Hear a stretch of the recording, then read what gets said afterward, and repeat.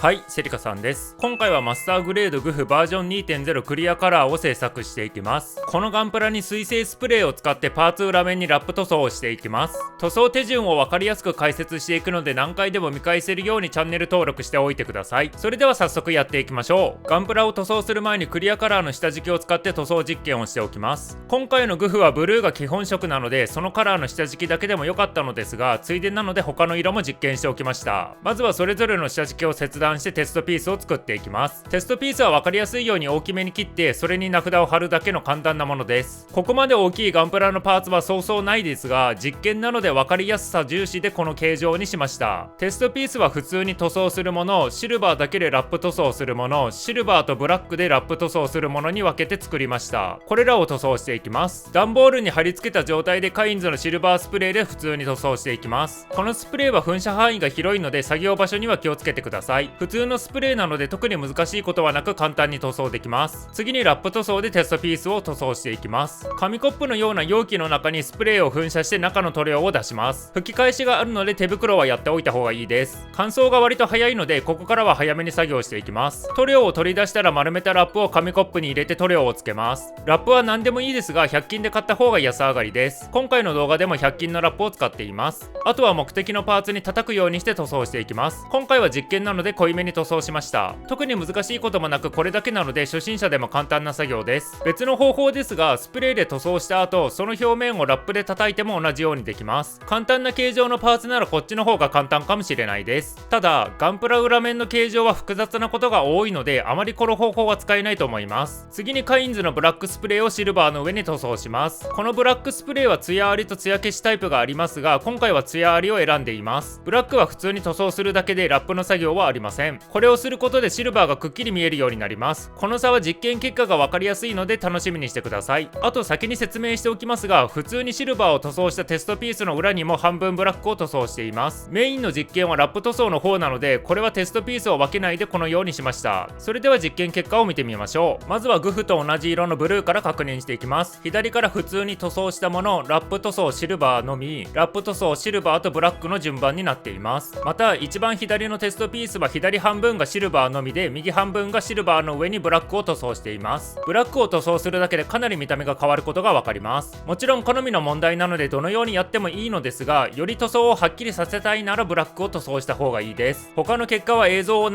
していくので気になるところで一時停止をして確認してください。どの色でも共通していることはブラックを塗装した方がシルバーがわかりやすくなるということです。シルバーだけだと薄いのでクリアパーツの裏面にラップ塗装をした場合は見えにくくなります。シルバーをパーツ裏面にちゃんと塗装した場合はあまり気になりませんでしたが、今回のような塗装の場合はいろいろ考えて作業する必要があります。塗装するのが少し面倒ですが、それだけ効果が期待できるので個人的にはやっておいた方がいいと思います。今回はブラックでやりましたが、暗めの色ならブラックにこだわる必要はないのでいろいろな塗料で遊んでください。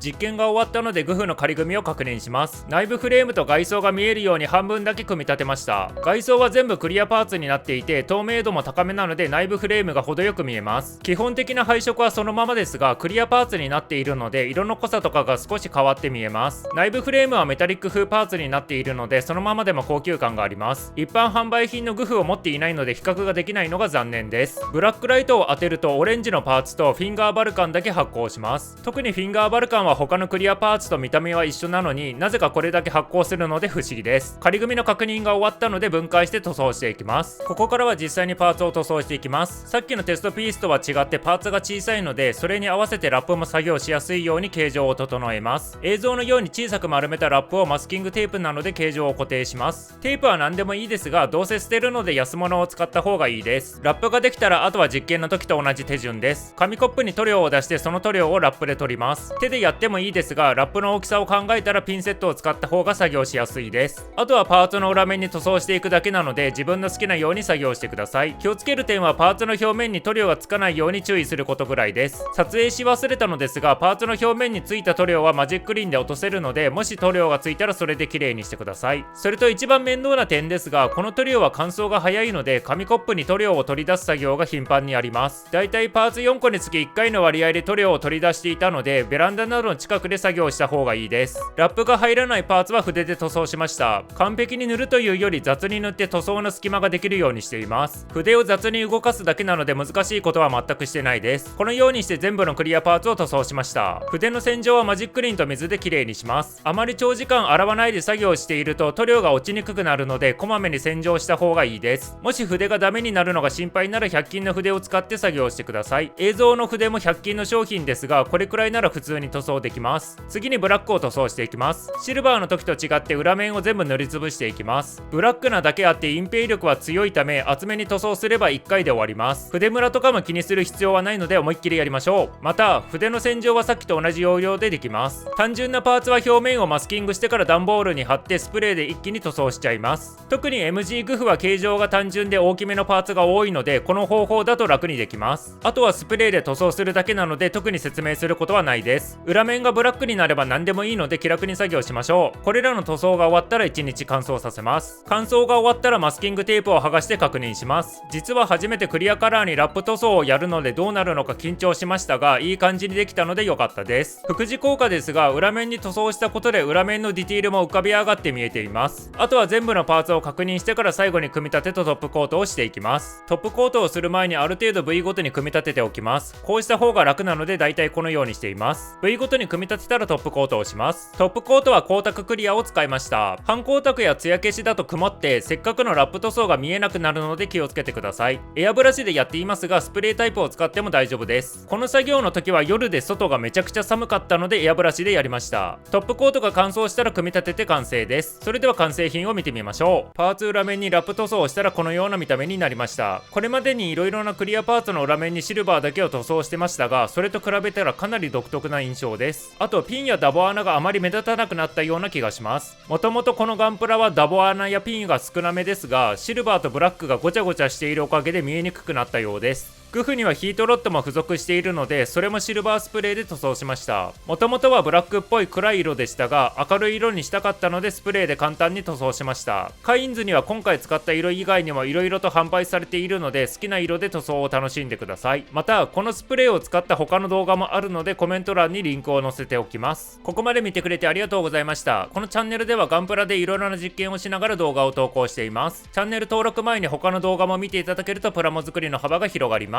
それでは次の動画でまたお会いしましょう。